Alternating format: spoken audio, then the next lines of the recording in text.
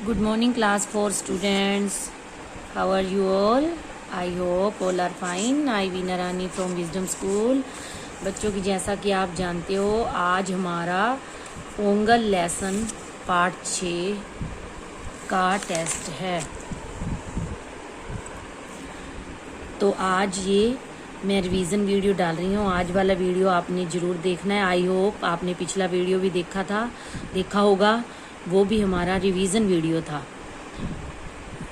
तो ये वाला वीडियो आपने मिस नहीं करना, ज़रूर देखना है और अच्छे से तैयारी करके उसके बाद ही आपने टेस्ट देना है। सबसे पहले हम शब्दार्थ को रिवाइज करेंगे। धान चावल का छिलका सहित रूप। धान क्या होता है? चावल जो हम देखो खाते हैं ना, चावल वाइट चावल हमें देखते हैं ना, हम चावल घर में बनाते हैं, वो पहले एक छिलके में होता है, उसका छिलका उतारना पड़ता है, तब बीच में से चावल निकलता है। तो वो जब छिलके के अंदर बंद होता है चावल, छिलके के अंदर चावल बंद होता है, तो उस पूरे छिलके समेत चावल को क्या कहते हैं? चावल का छिलका सहित रूप को क्या कहते हैं? दान। आकृतियां बनावट, आकृतियां बनावट। पवित्र पावन, पवित्र पावन। सुर्ख लाल, सुर्ख लाल। गंडेरियां गन्ने के छोटे छोटे टुकड़े, गंडेरियां गन्ने के छोटे छोटे टुकड़े। छल्ला गोलाकार, छल्ला गोलाकार। उग्र गुस्सैल, उग्र गुस्सैल। सूचक सूचना देने वाला, सूचक सूचना देने वाला। सफेदी रंग रोगन, पुताई, या रंग रोगन या पुताई एक ही बात है। सफेदी रंग रोगन पुताई। भोग आराध्य को अर्पित किया जाने वाला खाद्य पदार्थ। अब आराध्य क्या होता है? अब कोई भगवान कृष्ण को मानता है या कोई उसको माता रानी को मानता है, कोई मतलब हर किसी ने अपने अलग अलग भगवान बनाए हुए हैं। वैसे तो भगवान एक ही है, परंतु सभी ने अलग अलग अपना भगवान बनाया हुआ है। तो कोई जिस भी देवी देवता को जब वह प्रसाद चढ़ाता है, भोग लगाता है, तो जब जो चीज़ भी हम उनको समर्पित करते हैं, खाने वाली चीज, जिस देवी देवता को समर्पित की जाती है, वो तो हो गया आराध्य। उस देवी देवता के लिए लिखा हुआ है आराध्य। और उस देवी देवता को अर्पित किया जाने वाला खाद्य पदार्थ क्या हो गया? भोग। अनुमति आज्ञा इजाजत, अनुमति आज्ञा इजाजत। कृतज्ञता आभार, कृतज्ञता आभार। नोकदार पैना बारीक। कोमा लगा हुआ है तो इसका मतलब दोनों में से कोई भी आप लिख सकते हो आंसर। नोकदार पैना बारीक। मन के सुराख वाले गोले, मन के सुराख वाले गोले।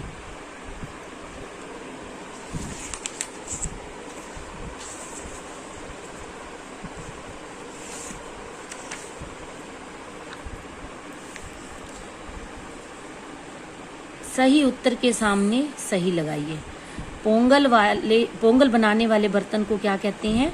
पोंगल पानई। क्या कहते हैं? पोंगल पानई। पोंगल नहीं कहते, करम्बू नहीं कहते, शर्कराई पोंगल नहीं कहते, इसलिए इन पे हमने टिक नहीं लगाया। पोंगल पानई कहते हैं, इसलिए हमने इस पे टिक लगाया। बोगी कोट्टू क्या है? तबला ड्रम नगाड़ा ढोल, ढोल, तो ढोल के ऊपर टिक लगाया हमने। गंडेरियां किससे बनाई जाती हैं? ईख हल्दी आटा धान, ईख से, तो ईख पे हम टिक लगाएंगे। उसके बाद ये द्वितीय व्यंजन संयुक्त व्यंजन जो पाठ में आए हैं वो हमने लिखने हैं। मैंने द्वितीय व्यंजन और संयुक्त व्यंजन के बारे में पहले भी आपको बताया था। दोनों में आधा आधा वर्ण मिलेगा आपको। हलांत वाला वर्ण जो होता है वो आधा ही होता है। जब किसी वर्ण के नीचे हलंत आ गया तो इसका मतलब वो आधा वर्ण है। तो द्वित्व संयुक्त व्यंजन दोनों में आपको आधा आधा वर्ण मिलेगा, परंतु इनमें फर्क क्या है। द्वित्व व्यंजन में जो आधा वर्ण होगा उसके बाद वाला जो वर्ण होगा वो भी वही वर्ण होगा, सेम। तो आधा त तो उसके बाद पूरा त, आधा ल तो उसके बाद पूरा ल, आधा ट तो उसके बाद पूरा ट। लेकिन संयुक्त व्यंजन में ऐसा नहीं होगा। आधे वर्ण के बाद वाला वर्ण जो है सेम नहीं होगा, समान एक जैसा नहीं होगा। यहाँ देखिए आधा त है तो वहाँ पूरा य है, यहाँ आधा ध है तो यहाँ पूरा य है, यहाँ आधा त है तो यहाँ पूरा य व है। तो ये द्वितीय व्यंजन में सेम होंगे व्यंजन, आधा भी और आगे वाला भी, उसका वर्ण जो है बिल्कुल सेम होंगे। जो आधा वर्ण होगा और जो उसके आगे वाला पूरा वर्ण होगा वो बिल्कुल सेम होंगे, परंतु संयुक्त व्यंजन में ऐसा नहीं होगा। तो पाठ में आए संयुक्त द्वितीय व्यंजन उत्तरायण, छल्ले, पट्टियाँ। आप चाहें तो कोई और भी ढूंढ के लिख सकते हैं, लेकिन मैंने जो आपको 3 लिखवाए हैं वो ये हैं, उत्तरायण, छल्ले, पट्टियाँ। संयुक्त व्यंजन में त्योहार, मध्यम, महत्व। अब दिए गए शब्दों को वाक्यों में प्रयोग कीजिए। धान की फसल कटने की खुशी में पोंगल का त्योहार मनाया जाता है। पोंगल। उत्तरायण पोंगल उत्तरायण के आरंभ का सूचक है। धान की फसल कटने की खुशी में पोंगल का त्योहार मनाया जाता है, ये धान का वाक्य प्रयोग हो गया। उत्तरायण पोंगल उत्तरायण के आरंभ का सूचक है। ईख, मुझे ईख बहुत पसंद है। मुझे ईख बहुत पसंद है। बैल के गले में घंटी बज रही थी, ये भी मैंने आपको समझाया हुआ है। जब सरल वाक्य होगा तो उसमें ये वाला की लगेगा, जब 2 वाक्यों को जोड़ने का काम होगा तो ये वाला की लगेगा।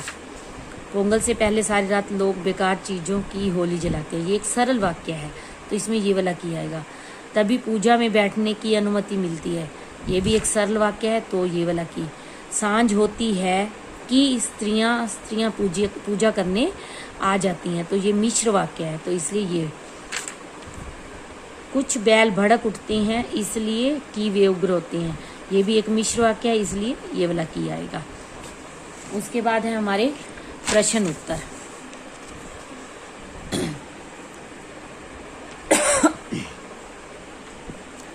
पोंगल का त्योहार किस खुशी में मनाया जाता है, यह किसका सूचक है।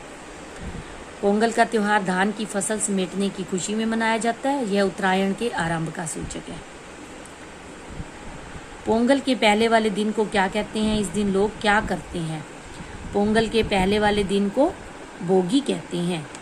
क्या कहते हैं, पोंगल के पहले वाले दिन को बोगी कहते हैं। इस दिन लोग घरों की सफाई करते हैं। ये बेटे ये वाला को आंसर भी आपको याद हो गया होगा, क्योंकि ये वाक्य प्रयोग में भी ये आया ना, पोंगल का त्योहार धान की फसल समेटने की खुशी में मनाया जाता है ना। और ये भी आ गया था वाक्य प्रयोग में, यह उत्तरायण के आरंभ का सूचक है, उसमें ये था उत्तरायण के आरंभ का सूचक। पोंगल उत्तरायण के आरंभ का, यहाँ पोंगल के लिए क्या लगा दिया, यह आरंभ शुरू, आरंभ शुरू, सूचक सूचना देने वाला, सूचक सूचना देने वाला। तो पोंगल के पहले वाले दिन को बोगी कहते हैं, इस दिन लोग घरों की सफाई करते हैं। शर्कराई पोंगल का भोग कैसे तैयार किया जाता है। एक विशेष बर्तन को खरीदकर, विशेष एक खास स्पेशल एक बर्तन खरीदा जाता है, उसमें फिर क्या किया जाता है, दूध, नई फसल के चावल, गुड़ और मसाले डालकर सूर्य देवता के लिए शर्कराई पोंगल का भोग तैयार किया जाता है। एक विशेष बर्तन को खरीदकर उसमें दूध, नई फसल के चावल, गुड़ और मसाले डालकर सूर्य देवता के लिए शर्कराई पोंगल का भोग तैयार किया जाता है। माटू पोंगल के दिन पशुओं के प्रति कृतज्ञता किस प्रकार प्रकट की जाती है। इस प्रकार प्रकट की जाती है, पशु सारा साल परिवार की सेवा करती हैं, इसलिए इस दिन गायों के मस्तक पर हल्दी कुमकुम लगाई जाती है। पशु जो है सारा साल परिवार की सेवा करते हैं, इसलिए इस दिन गायों के मस्तक माथा, माथे पर हल्दी कुमकुम लगाई जाती है। फिर उनके गले में पुष्प हार डालकर, फूलों के हार डालकर, पुष्प हार, उनके गले में पुष्प हार डालकर उनकी पूजा की जाती है। उसके बाद उन्हें पोंगल खिलाया जाता है। उसके बाद क्या किया जाता है, उन्हें पोंगल खिलाया जाता है। तो बच्चों आपने अच्छे से तैयारी करनी है टेस्ट की, और फिर अच्छे से टेस्ट देना है और टेस्ट को मिस नहीं करना। ओके, टेक केयर बेटा, बेस्ट ऑफ लक।